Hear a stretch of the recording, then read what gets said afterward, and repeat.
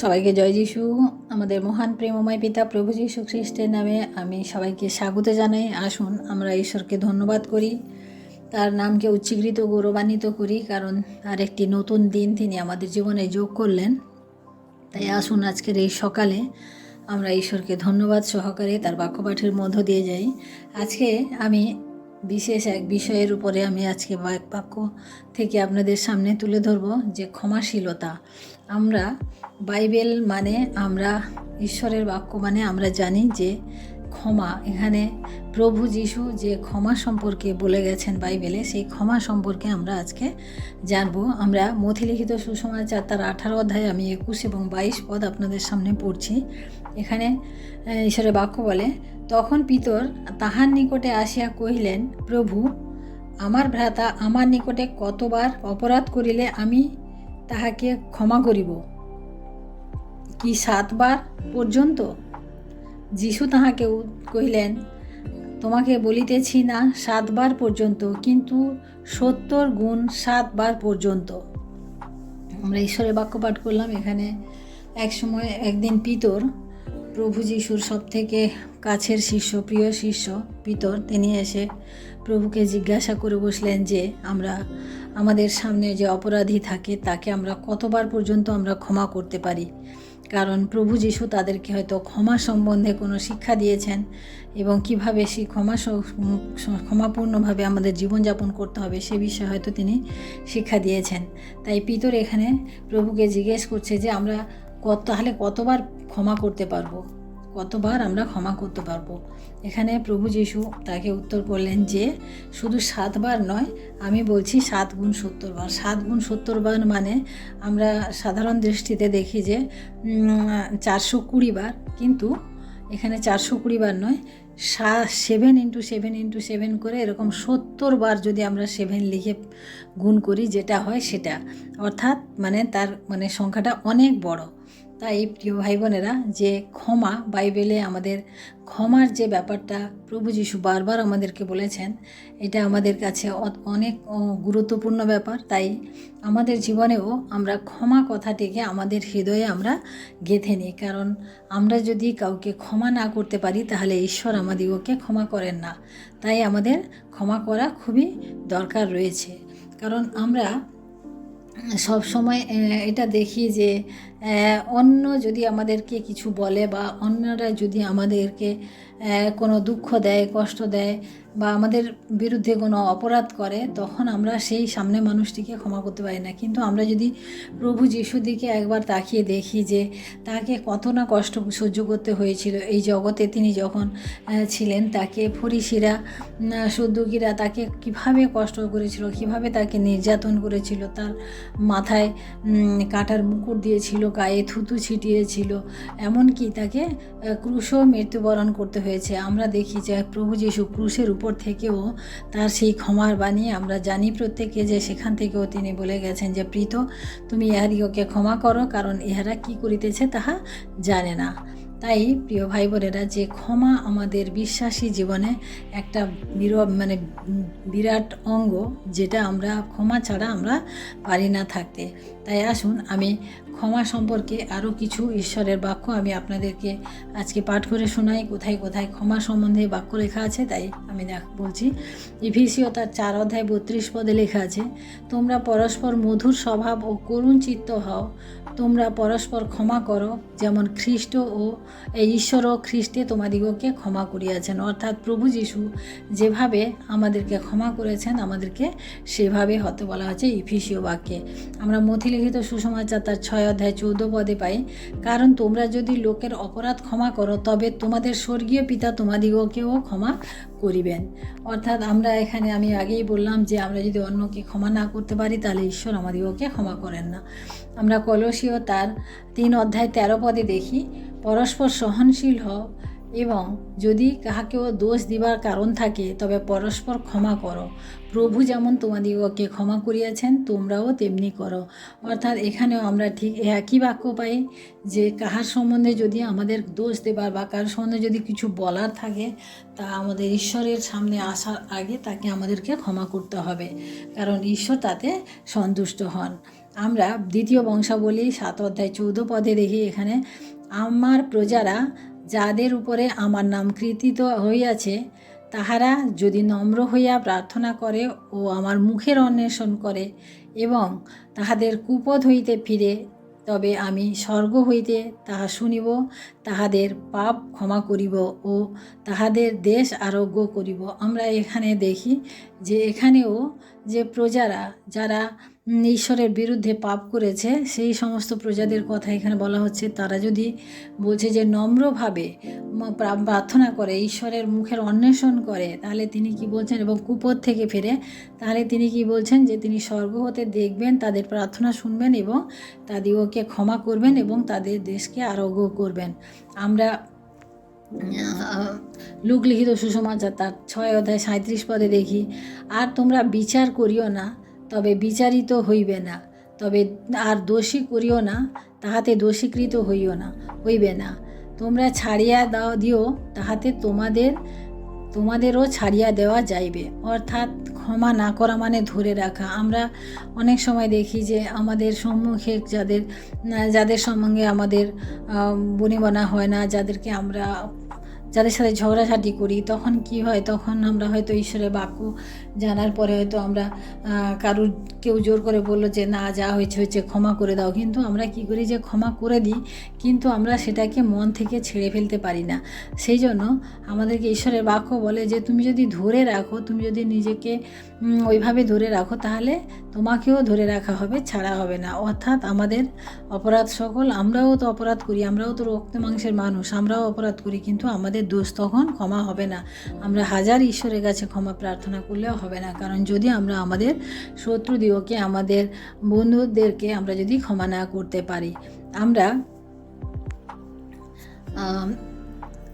এখানে হিতোপদেশ তার 28 অধ্যায় 13 পদে আমি এখানে দেখি যে আপন অধর্ম সকল থাকে সে কৃতকার্য হইবে না, কিন্তু যে তাহা স্বীকার করিয়া ত্যাগ করে সে করুণা পাইবে। অর্থাৎ আমরা অনেক সময় আমাদের নিজেদের অধর্মগুলোকে আমরা প্রকাশ করতে পারি না, ঢেকে রাখি। তাতে কি হয়, তাতে আমরা ঈশ্বরের কাছে আমরা ক্ষমা পাই না। এই কথা এখানে বলা হচ্ছে যে আমরা আমাদের অধর্মকে যতক্ষণ না ত্যাগ করি, যতক্ষণ না ঈশ্বরের সান্নিধ্যে আমরা নতনম্রভাবে আসি, ততক্ষণ তা আমরা ক্ষমা পেতে পারি না। আমরা মার্ক লিখিত সুসমাচার তার 11 অধ্যায় 25 পদে দেখি, আর তোমরা যখনই প্রার্থনা করিতে দাঁড়াও, যদি কাহারও বিরুদ্ধে তোমাদের কোনো কথা থাকে তাহাকে ক্ষমা করিও। অর্থাৎ আমরা ঈশ্বরের কাছে প্রার্থনা করার আগে আমাদের জীবনে আমরা নিজেদেরকে ছেঁকে দেখব যে আমরা কারুর বিরুদ্ধে কোনো কথা আছে কিনা, বা কারুর সম্পর্কে আমাদের কোনো অভিযোগ আছে কিনা। যদি থাকে তাহলে আমরা সেটা মিটিয়ে নেব, বা তার জন্য তার কাছে গিয়ে আমরা নিজেদের ক্ষমা চেয়ে নেব। কারণ আমরা যদি ভারাক্রান্ত হৃদয়ে ঈশ্বরের কাছে আসি, আমাদের হৃদয়ে যদি বোঝা নিয়ে আসি, তাহলে আমরা ঈশ্বরের আশীর্বাদ পাবো না। কারণ ঈশ্বর আমাদেরকে এইভাবে বলেছেন যে আগে আমাদেরকে ক্ষমা করে আসতে হবে, তারপরে এসে আমরা লাইনে দাঁড়াতে পারবো। তাই আমাদেরকে ক্ষমা করাটা খুবই জরুরি বা দরকার রয়েছে।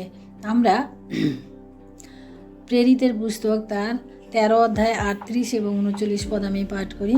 অতএব হে ভাতৃগণ, তোমরা জানিও এই ব্যক্তির দ্বারা পাপের মোচন তোমাদিগকে জ্ঞাত করা যাইতেছে, আর মসির ব্যবস্থাতে তোমরা যে সকল বিষয়ে ধার্মিক গণিত হইতে পারিতে না, যে কেহ বিশ্বাস করে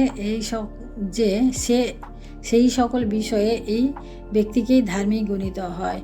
অর্থাৎ তখনই আমরা ধার্মিক গণিত হব যখন আমরা আমাদের দৃষ্টিতে, আমাদের চিন্তাধারার মধ্যে আমরা পাপকে দূরে রাখতে পারবো। অর্থাৎ পাপ হচ্ছে শুধু আমরা চুরি করলাম সেটা পাপ তা নয়, আমরা যদি অন্যকে ক্ষমাও করতে না পারি সেটা হচ্ছে আমাদের পাপ। অর্থাৎ আমাদের এইভাবে আমাদের জীবন থেকে আমাদেরকে দেখতে হবে যেটা ঈশ্বরের পছন্দ নয়, যা ঈশ্বর পছন্দ করে না, সেই সব জিনিসকে আমাদেরকে দূরে সরিয়ে দিতে হবে। তা না হলে আমরা কখনোই ঈশ্বরের কাছ থেকে আমরা ক্ষমা পাবো না। আমরা মথিলিখিত সুসমাচার তার 6 অধ্যায় 12 পদে এখানে দেখি, আর আমাদের অপরাধ সকল ক্ষমা করো, যেমন আমরাও আপন আপন অপরাধীদিগকে ক্ষমা করিয়াছি।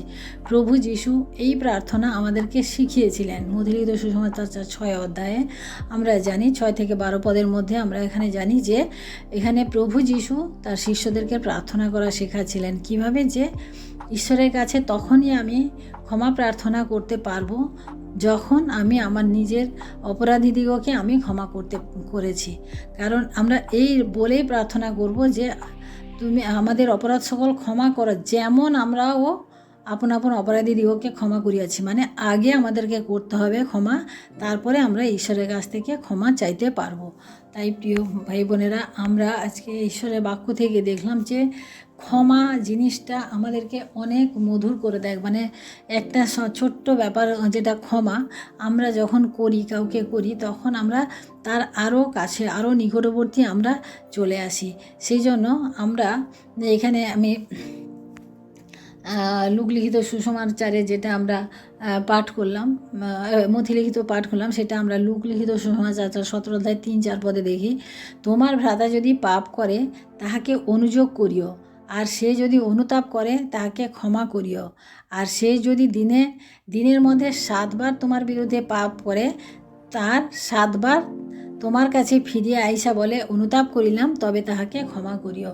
অর্থাৎ আমরা জানি যে মানুষ যখন আমার সামনে খারাপ কাজ কেউ করে, তখন আমরা যে বিরক্ত হই বা সেইটা সম্বন্ধে আমাদের মনে একটা প্রশ্ন আসে যে এটা কেন করলো, কী করলো, আমরা জানি করতে পারি। আমরা তখন থেকে আমাদের মনে একটা অনুযোগ তৈরি হয়, অনুতাপ তৈরি হয়। তখন আমরা কি করি, যে সামনে মানুষটাকে আমরা ক্ষমা করতে, যে ও এরকম করেছে, ওর সাথে এরকম করেছে বা এই কাজটা করেছে, হ্যাঁ ওর সাথে আর মিশবো না, ওর সাথে আমি আর কথা বলবো না। অর্থাৎ আমরা তাকে সহজভাবে মেনে নিতে পারি না। কিন্তু প্রভু যিশুর বাক্য এখানে বলে, যদি সে কোনো সময় অনুতাপ করে যে না আমার এটা ভুল হয়েছে বা আমি এটা ঠিক করিনি, তখন কিন্তু আমাদের ক্ষমা করে দেওয়া উচিত। কারণ ক্ষমা যদি আমরা না করি, তাহলে আমরা ঈশ্বরের দৃষ্টিতেও আমরা ক্ষমা কখনোই পাবো না।